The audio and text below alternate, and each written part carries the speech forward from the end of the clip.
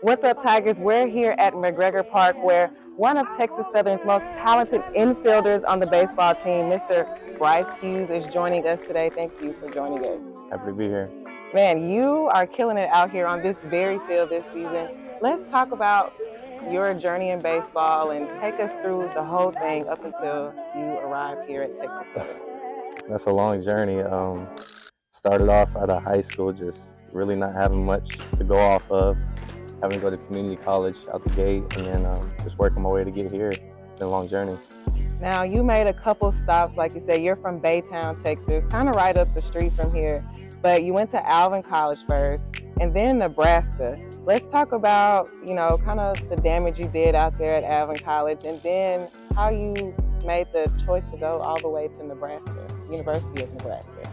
Well, Alvin's it's hard to get out of there, and I'm just glad I could do it by the grace of God, thankfully.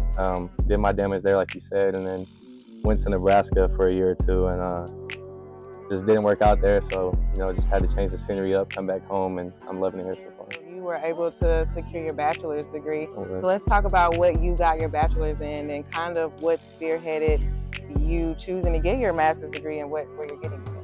Funny you said that. I actually did not get to walk the stage. We were out of town, so didn't get to do that, and it was freezing cold all the time. So that was pretty much my experience there, just frozen all year long. Well, I got my bachelor's in human development and family sciences. I'm thinking about going into coaching after this. So here at Texas Southern, I'm getting my master's in sports studies and sciences. Most people would say, okay, I'm done with school. So what made you want to keep going, and how did Texas Southern become the place to be? Really just Coach Rob and the rest of the staff just really caught my eye and brought me in. Coach Rob and Coach Ricky really just always talking to me, staying in communication more than anyone else that talked to me. And as you said earlier, it's down the road from Baytown where I'm from, so it felt good to come home and be wanted by a coaching staff. The support that you have from your family. It's been really great to be home and have them come to games, because in the past, you just, after games, seeing everyone talk to the family and stuff, having people there, it feels a lot better. They always show up to games and always rooting for me, always pulling up, getting videos and pictures for me, so it's nice having them and seeing their faces. Now, recently you won the Brooks Wallace Award. Kind of talk about your accomplishments that you have had here at Texas, or the success that you've had. You're ranked nationally in stolen bases. I want to say the last time I looked, you were second ranked in nationally ranked in stolen bases. That's big, especially coming from the SWAC. Just talk about some of those accomplishments that you have had over this season. Well, they are personal accomplishments, but at the same time, they're team accomplishments as well. If I don't have someone like a Jaden Jones, number 2, hidden behind me, I might not be getting those opportunities for the bags like I would want, or a coach like Coach Rob gives me the freedom to not have to worry about messing up or getting thrown out. It really just helps having that freedom from the rest of your team and your coaches. What are some goals that you're looking forward to kind of hitting towards the end of the season, or to finish out this season? Well, I want to finish the season first in the SWAC. That's number one goal and number one priority. And after that is winning the tournament. I would say those are my 2 biggest goals by far. What are some of your most memorable moments that you can think of that you've had just playing baseball?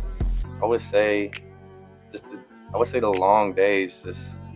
It's coming out here practicing in the middle of the heat, the summer, doing double headers, things like that is what you remember your time with your teammates.